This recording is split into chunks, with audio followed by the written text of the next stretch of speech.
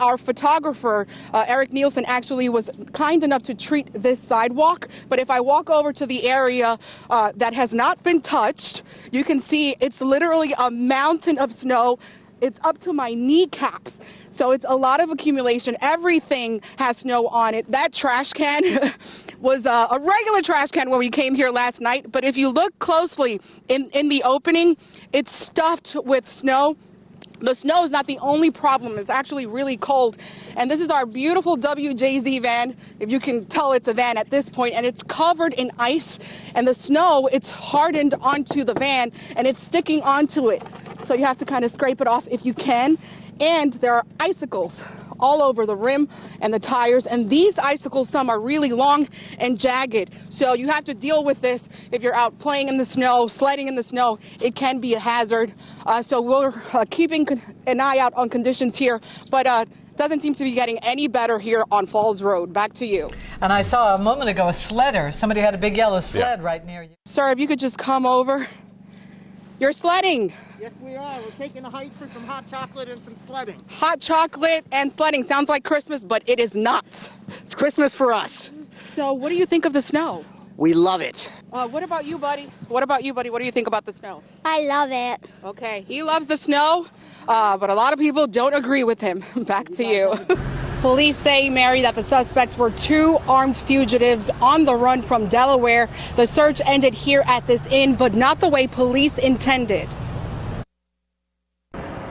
The SWAT team goes from door to door to ensure the other hotel guests are safe, making their way past a window riddled with bullets when police opened fire. When I pulled off from 40, it was basically just like this. The helicopter was still in the air. Shots rang out just before 10 this morning. Cecil County Sheriff and Maryland State Police tracking down two fugitives from Dover, Delaware at the New Eastern Inn on Route 40 in Elkton. The man and woman wanted on felony gun charges in connection to a Delaware shooting. Officials say they refused several commands to surrender. The male suspect stepped out, raised a handgun, refused to obey the orders of the police officers, and the officers fired. He was wounded.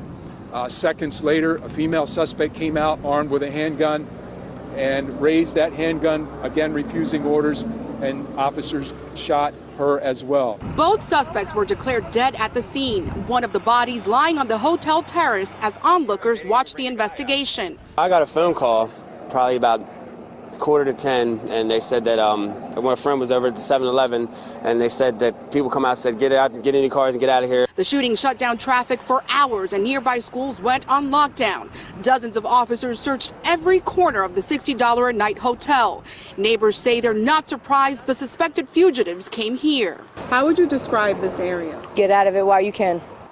Now, investigators say both of the suspects are 25 years old, but they are not yet releasing their identities. None of the officers were hurt. Live in Elkton, Amy Yensi, WJZ Eyewitness News. Back to you. There are no detainees here at BWI, but you would not know that just by looking at the size of this crowd. Let me take you inside. There are thousands and thousands of people here, wall to wall with protesters.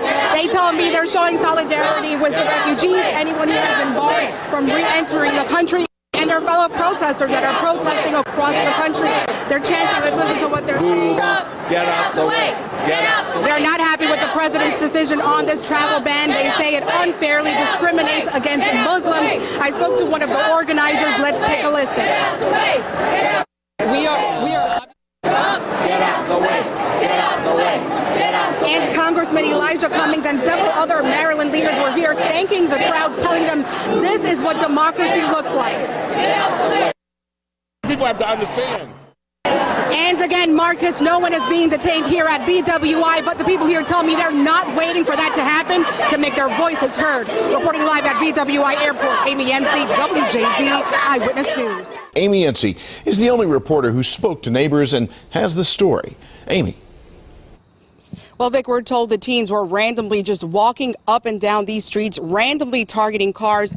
And this is one of them. As you can see, the windshield is completely cracked. We spoke to the owner. He says he doesn't know what the teens used, but definitely he believes a lot of force. He tells WJZ he's out a couple $100, and like the rest of his neighbors, he's also lost his peace of mind.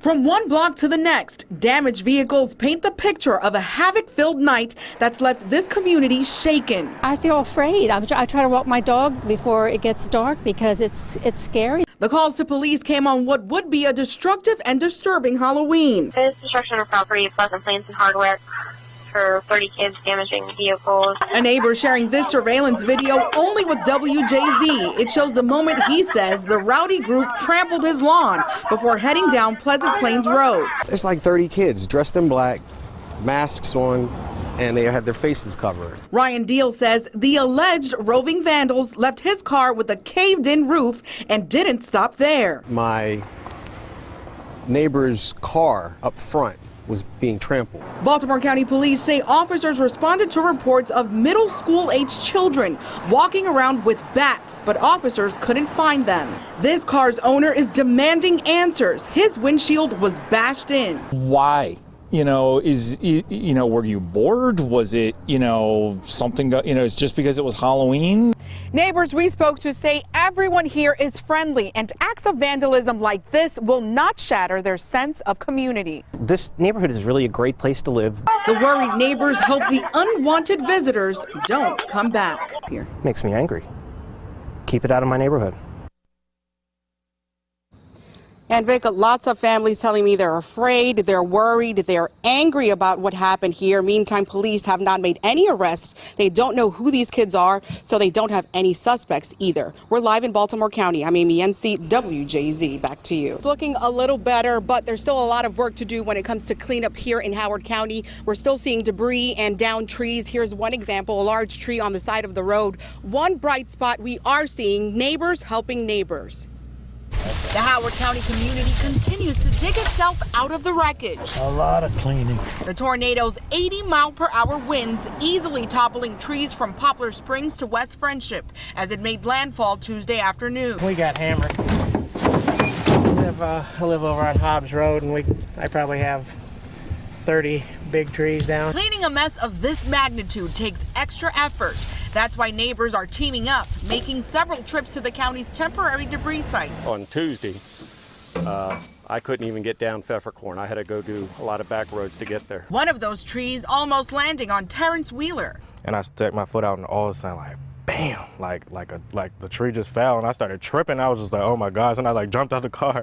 Even trees left standing after the tornado may need to be taken down. They were so weakened by the storm, it's only a matter of time before they fall, and that can be a major hazard.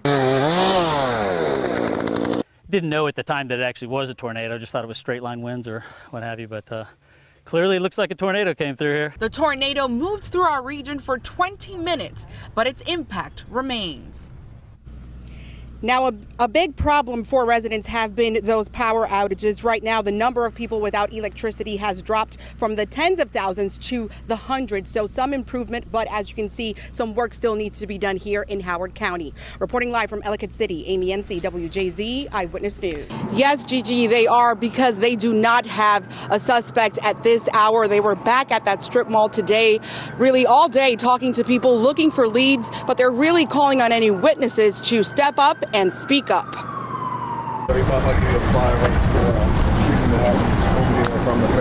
Leaving no stone unturned. Police returned to the East Baltimore strip mall where a 10-year-old boy was shot. I heard. That's ridiculous. Officers patrolling Frankfurt Plaza hand out flyers and hunt for clues on the Friday night shooting. Police say the 10-year-old boy was caught in the crossfire and shot in the arm. When gunfire erupted, people in the area are stunned. It rocks you out. Wow, a 10-year-old. Wow. Published reports say the innocent bystander was walking with his 12-year-old brother to the Family Dollar store to buy juice while his mother waited in the car. Police say the boy was walking in the store when he heard a loud sound. He ran for cover inside and realized he had been shot. Patrol cars stayed on scene Saturday, an unnerving sight for shoppers. I am concerned that the crime is on the rise everywhere we go. The boy was treated for non-life-threatening injuries and released from Johns Hopkins Hospital. The shooter got away. When a child is walking into a store, he should not be in fear that someone's going to fire erratic rounds and one might hit him. That's why police and worried neighbors are hoping the shooter is caught. Turn yourself in, because it could have been my child or your neighbor's child, could have been your grandchild. So there's now a reward for any tips that lead to an arrest. And again, Gigi, that 10-year-old boy will be okay. Thankfully, his 12-year-old brother was not injured in this shooting. We're live tonight from City Police Headquarters. Amy Yensi, WJZ, Eyewitness News. Thank God for people like you. My husband said you pushed him out of the way so you could go in there. Yes, ma'am. You know, can I give you a hug? Yes, ma'am. I think you're so brave. Yes, Words of gratitude from neighbors who say Alan Randolph is the reason they're alive to talk about it. He was burned and injured while saving complete strangers. That's where I went in and got the children out and the grandmother out. And then when I came down, after putting a blanket on the grandmother, they said there's a lady upstairs. Putting his life on the line, Randolph went into another burning house, leading a group of bystanders who came to the rescue after an explosion sparked a house fire in the Baltimore Highlands Sunday morning. Third-story wall came down and smashed right in front of me and her. It didn't hit her head, but it actually went down my leg, trapped my foot on a piece of sheetrock that had a nail sticking up. The Good Samaritan helped save 7 people trapped in the flames as the walls came crashing down, rescuing 4 children and Michelle Rose's disabled and elderly mother. God bless you. My mother had a heart attack last night because of this. That was your mother? That we pulled out? 3 homes on the 3600 block of Roberts Place have been condemned by the city and reduced to rubble. Well, it's collapsed. I reported 2 kids inside, so. The explosion was enough to bring the homes to their knees and buckle the sidewalk, but Randolph says he would do it all again if he had to. We probably would have died, and thank God for good people that we have in this world. And Randolph has been a hero before. He tells WJZ he once saved someone after a car crash. That person was also a stranger. Reporting live, Amy Yensi, WJZ Eyewitness News. Back to you. WJZ is live. Amy Yensi spoke exclusively with Specialist Martin's father during this difficult time. Amy. That's right, Marcus. Daryl Martin is coming to grips with his new reality, a reality without his best friend and only son. It's the visit no father of a sailor wants to get. Daryl Martin says when he saw the Navy chaplain at his front door, he knew his only son was gone forever. It's very hard. It's my only child. It's all I have. The remains of 24-year-old Personnel Specialist First Class Xavier Alec Martin and 6 other U.S. Navy sailors were found among the wreckage on Saturday. Navy officials say the USS Fitzgerald suffered extensive damage during a collision with a container ship near the coast of Japan. But all this grieving dad can think of are Martin's final moments as the ship filled with water. He was trying to, but the all comms were down. He was trying to call me then. I thank God that who wants to hear their child, you know, A father and son bond, he says, is unbreakable. He raised the late serviceman as a single father for most of his life. Xavier Martin joined the Navy to follow in his father's footsteps. He was quickly rising in the ranks. A bright future filled with promise dimmed in a matter of moments. So you have matching tattoos. This is my very first tattoo. And I put it on and I sent him a picture and he said, "You actually did it. I know how much you hate needles." Now, on this Father's Day, a dad awaits for his son's return home for one last goodbye. And this morning, it just occurred to me to call everybody and say, every dad that I knew, and say, Happy Father's Day. And Marcus, he went on to offer condolences to the other grieving families. Reporting live tonight, Amy Yensi, WJZ Eyewitness News. Back to you.